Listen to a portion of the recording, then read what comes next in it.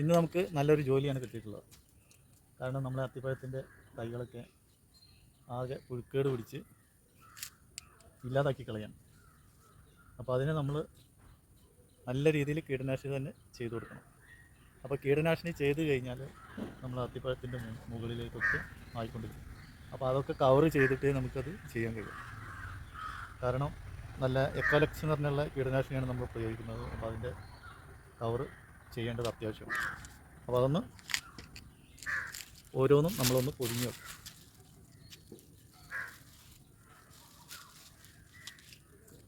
ചെറുതായിട്ടൊന്ന് പൊതിഞ്ഞ് വെച്ചാൽ മതി.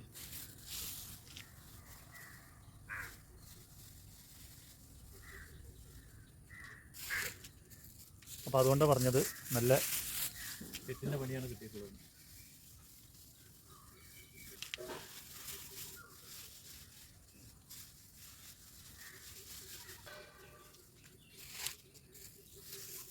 അപ്പോൾ ഇതിൻ്റെ പഴത്തിലൊക്കെ നമ്മളടിക്കുന്ന മരുന്ന് ആവാതിരിക്കാൻ വേണ്ടിയാണ് നമ്മൾ ഈ കവറ് ഇതിനെ പൊതിഞ്ഞ് വെക്കുന്നത്. അപ്പോൾ അത് കുറേ എണ്ണം ഉണ്ട്. നല്ല രീതിയിൽ പൊതിഞ്ഞ് വെച്ചിട്ടേ നമുക്കിത് അടിക്കാൻ കഴിയുള്ളൂ. കാരണം ഇത് കുറച്ച് സ്ട്രോങ്ങുള്ള മരുന്നാണ് എക്കോലക്സ് എന്ന് പറഞ്ഞാൽ. അപ്പോൾ അത് നമ്മൾ അത്തിപ്പഴത്തിൻ്റെ തോട്ടിലൊക്കെ ആയിട്ടുണ്ടെങ്കിൽ പഴുക്കാൻ ഇനിയും സമയമുണ്ട്. പക്ഷേ എന്നാലും അതിൻ്റെ തോട് നമ്മൾ സംരക്ഷിക്കുന്നത് നല്ലതാണ്. നമ്മൾ സുരക്ഷിതമായിട്ട് വെച്ചെങ്കിൽ ആർക്കെങ്കിലും കൊടുത്താലും നമ്മൾ കഴിച്ചാലൊക്കെ അതൊരു വിശ്വാസമാകും. അപ്പോൾ അതിന് വേണ്ടിയിട്ടാണ് നമ്മൾ ചെയ്യുന്നത്. അപ്പോൾ ഇതൊക്കെ കാണുമ്പോൾ നമ്മൾ കരുതും പുഴുക്കളൊക്കെ വല്ലാതെ നമ്മളെ ഉപദ്രവിക്കുകയാണ് എന്നുള്ളത്. എന്നാൽ പുഴുക്കൾ ഉപദ്രവിക്കല്ല, പുഴുക്കൾ അവരുടെ ഭക്ഷണമായിട്ട് ഇതൊക്കെ കടിച്ചു തിന്നുകയാണ്. അപ്പോൾ അത് നമുക്കൊരു ഉപദ്രവമായിട്ട് തോന്നുന്നു. അത് പ്രകൃതിയുടെ നിയമമാണ്. നമ്മളുണ്ടാക്കുന്ന ഓരോ വസ്തുവിലും ഓരോ ജീവജാലങ്ങൾ ജീവിതം കഴിഞ്ഞ് പോകുന്നുണ്ട്. അപ്പോൾ അവരുടെ ജീവിതം ഇങ്ങനെ ഇലയും പൂവൊക്കെ തിന്ന് കഴിഞ്ഞ് പോകുമ്പോൾ നമുക്കതൊരു വല്ലാത്ത ഉപദ്രവമായി മാറും. അപ്പോൾ അതുകൊണ്ട് തന്നെ നമ്മളതിനെ നശിപ്പിക്കുകയല്ലാതെ നിവൃത്തിയൊന്നുമില്ല. അവർ നമ്മുടെ കൃഷിയെ ഭക്ഷണമാക്കി നശിപ്പിക്കുമ്പോൾ നമ്മൾ അവരെ നശിപ്പിക്കുന്നു.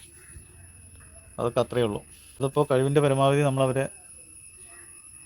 കീടനാശിനി വെച്ച് കൊല്ലാതെ ശ്രമിക്കും. എന്നാൽ നമുക്ക് വല്ലാതെ ഉപദ്രവിച്ച് കഴിഞ്ഞാൽ പിന്നെ രക്ഷയില്ല.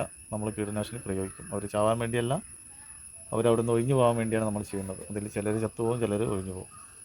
അതൊക്കെയാണ് കൃഷിയിലൂടെ കിട്ടുന്ന അറിവുകൾ. അപ്പോൾ ഇത് എല്ലാ അത്തിപ്പഴത്തിലും ഉണ്ട്. നമ്മളൊരു അത്തിപ്പഴത്തിൻ്റെ കൃഷി തന്നെ ചെയ്തിട്ടുണ്ട്, ഡ്രാഗൺ ഫ്രൂട്ട് കൃഷിയുടെ ഡ്രമ്മിൽ.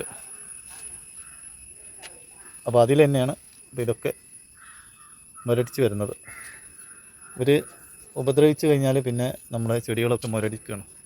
ഇതിന് പിന്നെ അതിൻ്റെ ഇടയിൽ എന്തോ വാട്ടരോഗമോ അതോ ഇപ്പോഴത്തെ വെയിലിൻ്റെ കാഠിന്യമോ എന്തോ അറിയില്ല, ചെറുതായിട്ടൊരു നല്ല രീതിയിലുള്ളൊരു പ്രശ്നം വന്നിട്ടുണ്ട്. ഇത് വെയിലിൻ്റെ പ്രശ്നമാണ്.